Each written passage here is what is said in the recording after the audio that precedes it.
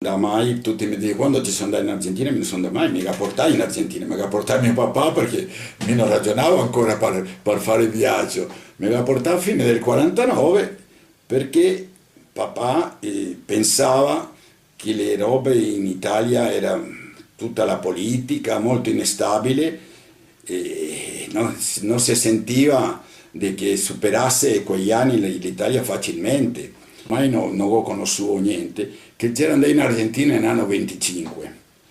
Mia bisnonna era tirata su a Pola con un'osteria a mia nonna, a mia zia nonna e un'altra zia nonna che dopo si finì negli Stati Uniti.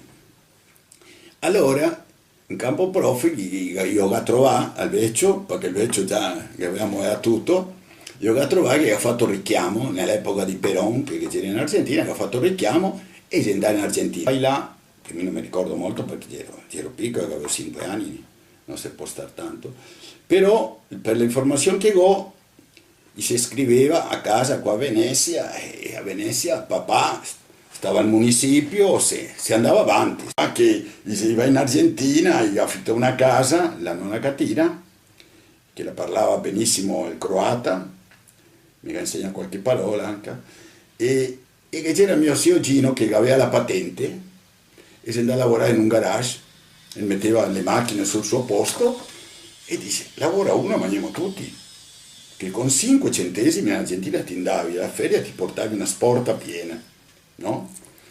E beh, in quel momento c'era la preoccupazione e dopo che c'era possibilità in Argentina, che c'era tutti gli italiani che si arrivava prima della guerra, che aveva 2 o 3 case.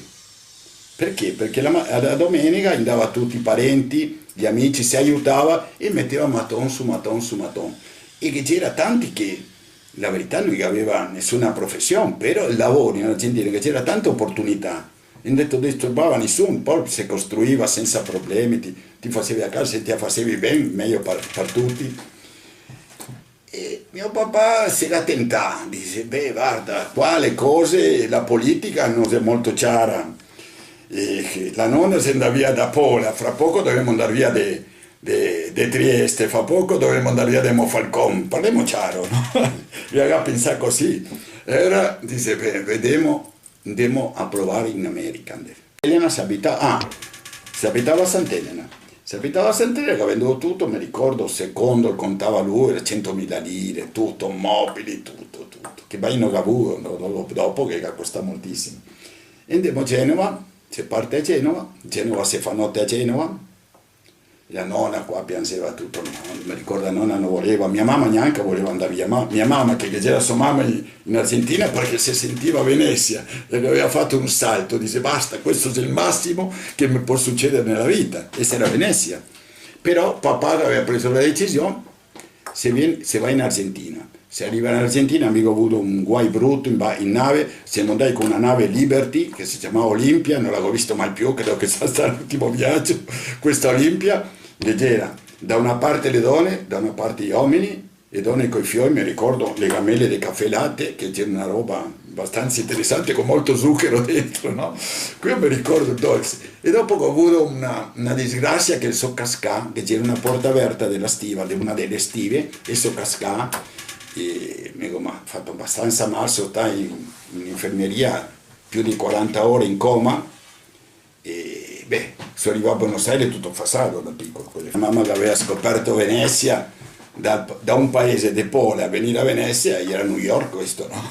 Allora ti puoi immaginare, mia mamma si è fatto subito cittadina veneziana e no, in Argentina sempre è stata cittadina veneziana. Che comincia la vita. Quando siamo arrivati, mio papà arriva con il suo vestito, queste cose, con i mocassini, io prendevo in giro perché diceva che i mocassini erano da donna, scarpe da donna, ma mocassini, un bel orologio che aveva di ricordo d'oro. Quando arriviamo a casa, arriviamo in porta col baule, quelli che veniva di legno, ancora che avevamo di ricordo, adesso c'è una decorazione, antichità, no? I vaise e qualche formaggio, che ha portato nel baule si arriva tutta la porcellana, tutto, si arriva abbastanza quello che avevamo, no? Siamo andati a casa della bisnonna, della nonna, si chiamava la casa della nonna. Allora andiamo alla casa della nonna, quando mio papà vede questo, dice, mia, Venezia aveva un appartamento, che se entra un'entrata, un bel posto, adesso è un posto bello. e che c'era una camera, un camerone grande, la cucina, tutta insieme, il lavoro che c'era, ti alzavi il piede, se ti eri italiano ti ciappava subito, no? Subito. Perché? Allora io portare a lavorare, si andava a lavorare in una fabbrica che c'era un'ora e un quarto col bus, no? Andava qua, doveva andare dall'altra parte di un fiume che si chiamava Riachuelo, c'era la parte industriale che aveva fatto Peron, che aveva fatto, che in quel momento là non c'era Peron che già veniva, l'aveva aiutato a fare tutta l'industria, si incominciava a fare le ghiacciaie in Argentina che non si faceva un montone di roba già industriale, metallurgica specialmente. Mio papà va a lavorare là, rimane rovinale perché gli era impiegato al comune di Venezia, gli era usier, non aveva lavorato tanto. E beh, viene a casa con la febbre, cosa faccio? Domani devo andare a lavorare lo stesso, qua la febbre non c'era come adesso che ti va al sindacato e ti dici con la febbre, poi ciappa 5 giorni in sta casa e dopo ti va. E beh, sì, sta dura, dura, e dici cosa faccio adesso? E beh, si andava avanti piano, passa un anno, passa due, andiamo in Italia di nuovo, andiamo in Italia, però come li faccio tutto? Come vendo tutto per il passaggio? Perché non è che ti regalava il passaggio per andare in Argentina, non te lo regalava per un'altra casa e ancora fino all'anno 59-60 si pensava sempre di tornare. Mi ricordo che si cercava una connessione col console perché c'era dei rimpatri. Guarda, cosa costava un passaggio, che adesso è una cosa che uno può fare con un mese di lavoro, no? Così finché si è morta la nonna. Si è morta la nonna, mio papà ha cambiato radicalmente, ha visto, dice, stavolta non torno più a Venezia. Già, e si è messo a pensare e dice, beh, cosa facciamo? Mia mamma dice, ma dobbiamo comprare la casa, anche noi altri, tutti a casa, non in affitto, ogni 2 anni ti cambia, non ti sa mai come che andiamo. A pensare sul serio, siamo andati, abbiamo comprato un tocco di terra, mia mamma lo ha comprato, perché tutte le domeniche si andava a vedere queste terre, comprava tutti compravano anche per invertire. C'era una roba, ti investivi là, ti compravi per un peso, ti compravi un terreno al mese e dopo ti pagavi le tasse e delle volte si dimenticava la gente anche che doveva pagare. Beh, siamo andati là, abbiamo comprato e abbiamo cominciato a fare la casa. Pian piano si è fatto una bella casa, una casa decente e poi mio papà, che si veniva a pensione in Argentina, perché lui ha avuto una malattia di circolazione del sangue, fumava molto, sempre nervoso, in Argentina era molto nervoso perché vedeva che non aveva scampo. Allora si è fatto sta casa, un po' i paesani, un po' anche i polesani che c'erano in giro, che lavoravano, non facciamo nome, tanti Mirko, tutti quelli che si trovavano, chi faceva i muradori. Ai 19, 18, 20 anni, avevo trovato la forma di tornare in Italia. E dico, mio papà mi torna in Italia, no? Mi fa fare il militare in Italia, io mi devo rimpatriare stavolta. E c'ero tanto che scrivevo mio zio, guarda che vado a fare il militare. Mi toccava qua vicino a Vicenza, con tutte le carte, perché mi ha dato, come si dice, la lettera che già non ti fa più il militare, no? Che io l'ho fatto. Sono andato al consolato, quando ho fatto 20 anni, sono andato al consolato e mi ha dato oh Madonna, come si dice? Congedo. Il congedo. Con tutto il foglio del congedo, Vicenza mi toccava, tutto dove mi toccava, e mi ha detto il congedo limitato bla, per essere all'estero. Però quel giorno ho fatto il servizio militare. Mi ha detto, signor Marconi, venga qua, vado all'ufficio militare. Mi sentivo proprio, dico, però in Italia non ho potuto pensare di venire perché mio papà già era malato. Allora ero sostegno. Di data imparavo l'italiano, tutto il massimo, e studiavo la mia storia per sapere perché sono arrivato in Argentina, cosa ha portato mio papà ad andare in Argentina e perché la nostra storia si è cambiata così e siamo andati a finire in quel posto là. E dopo, quando ho potuto, sempre sono stato dietro le società italiane, in Argentina mi resta molte opportunità. Ho messo un piccolo negozio che vendevo ricambi, perché avevo imparato sempre nell'industriale, mi piaceva più che lavorare dentro del cantiere, lavorare in ufficio.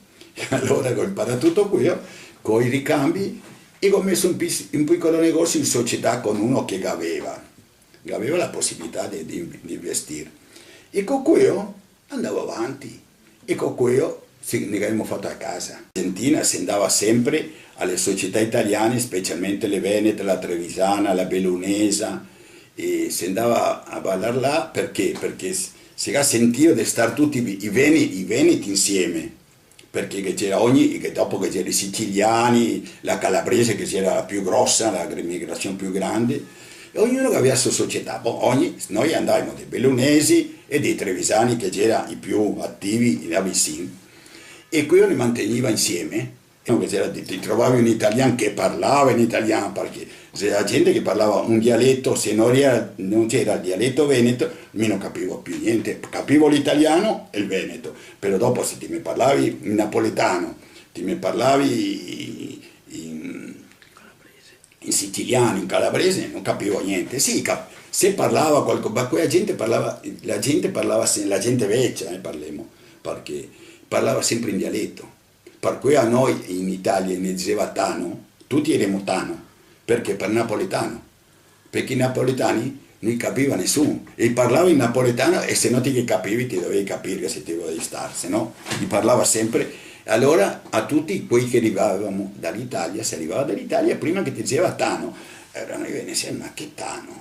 Allora, prima era una parola che ne faceva un poco di fastidio, dopo ne abbiamo abituato. Tanto se ti eri piccolo, Tanito, se no Tano, il Tano della schiena, era tutti Tano, anche poesani, che si parlava in poesani, se si parlava in croata, gli era Tani, fino là arrivava. E dopo quei che non parlavano in italiano, che parlava dal vasco fino al polacco, fino al russo, erano tutti russi. Quei che non capiva, quello che non si capiva niente, erano tutti russi.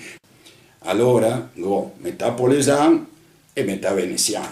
Mi sento veneziano per nascita e ho la metà delle radici a Pola, perché i polisani esuli, conta quello che ha vissuto, una storia abbastanza triste, perché ha a casa, ha tutto, per venire in Italia al campo profughi, che ha toccato a Brescia, e Brescia era trattata un poco, non come italiani, che aveva proprio, si senta via perché si sentiva italiani, ma qua italiani non si fidava molto. Viaggio di ricordi, ogni volta che io faccio il viaggio dei ricordi, adesso Venezia, ma devo tornare sempre finché vivo, però adesso faccio il viaggio dei ricordi della parte di Esu, della parte di mia mamma, posso andare a Pola, a Lisignan, a vedere la tomba di mio nonno si sta, io ho portato nelle foibe così che avevo un ricordo un poco triste e mi ha marcato la vita, perché una persona che si è stata infobiata dopo nel 43, che non ho conosciuto, mi sono nato nel 44, per cui con il nome di mio nonno, perché mi sono Gianni per tutti, ma sono Giovanni. Mi ricordo, sono andato a un club che c'era da ballare e vedo che c'era polenta coniglio, mamma mia, facevo con la bocca, dico come mi parlava a casa, tutto come casa. E ho trovato questo signoretto, e dico guardi, di Venezia, ti sono sul serio, perché che c'era veneziani, ma in quel momento che poteva essere nati a Venezia, mentre in quel momento che c'ero piccolo, che sarà, va fra Vicentini, Trevisani, sì, che c'era molti, quasi tutti, però veneziani che c'erano 10, più uno che c'era, Fiorini, Barone, ricordo che c'era proprio di Venezia, gente già molto grande vicino di me, no? E beh, allora mi ho messo poi sono stato un poco più vicino a tutto quello che era Venezia, allora facevamo le feste dei veneziani che c'erano le più chic di tutte le società, le feste veneziane costavano quello che costava perché si invitava fino al presidente dell'Argentina e mandava delle volte che mandava i ministri, perché le feste veneziane si faceva al clou italiano e veniva tutta la collettività, perché veniva tanto la gente dei calabresi, di siciliani, signori calabresi, e veniva tutti perché sapeva che c'era feste dove si faceva una relazione sociale che non c'era in altre feste, perché avevamo sta persona, signoretto, che in quel senso era speciale per quello, per fare queste grandi feste che costava un sacco, perché ti dico che noi pagavamo per tutti quelli che non pagava, che c'era tanti signori, tanti dottori, perché solo per quello noi pagava, perché invitava signoretto che gli piaceva invitare a tutti. Dopo facevamo un leone di oro per questo, leone di oro, tutto benissimo. Mi sono arrivato al segretario del signoretto, finché dopo si manca lui, sono arrivato al presidente, se vedevo se potevo mantenere quella cosa, però già i vecchi gli mancava a tutti, e se gli mancava quasi No, non credo che, anche se uno so, vabbè, cioè, veneziano, Trevisan sì che sia ancora granzotto, grazie a Dio, che sta bene, dopo non sei, da poco veneziano sei qua vicino, c'è Manprin che non so più niente, e dopo non si trova più. Con le società italiane, e dopo dei veneziani che si manca tanto la parte veneziana perché non vede, ho la società italiana vicino a casa che fa 30 anni che sono socio, adesso sono presidente, grazie a Dio, e mantengo l'identità italiana e siamo tre veneti facciamo la verità che facciamo nel senso che il tesoriere, il vicepresidente, la vicepresidente e il primo vocale siamo tutti veneti, così che ne capiamo, in un certo senso. No? E poi portiamo avanti quello, dopo siamo stati a canottieri, quando andiamo andare alla gondola, qua alla Camera di Commercio, che sta ancora, la gente parla di una roba che in questo momento sta gondola ha fatto storia per Venezia, perché avevamo una gondola al Tigre nel museo più grande che sia il Tigre della Marina Navale Argentina, con tutto rispetto, in che la gondola con la bandiera di San Marco, grande, driva la gondola e uno va là e è una roba che si sente, e se va un italiano si deve sentire orgoglioso anche, specialmente un veneto, di avere la sua bandiera nel museo navale che ho visitato tutti il fine settimana. E ogni tanto faccio sventolare il gonfalone là nella canottieri, con la facciata della canottieri che è il palazzo ducale. E ogni tanto mi dà quel gusto, dico guardo dalla sponda dall'altra parte, guardo sta cosa e uno si sente bene, si sente a casa.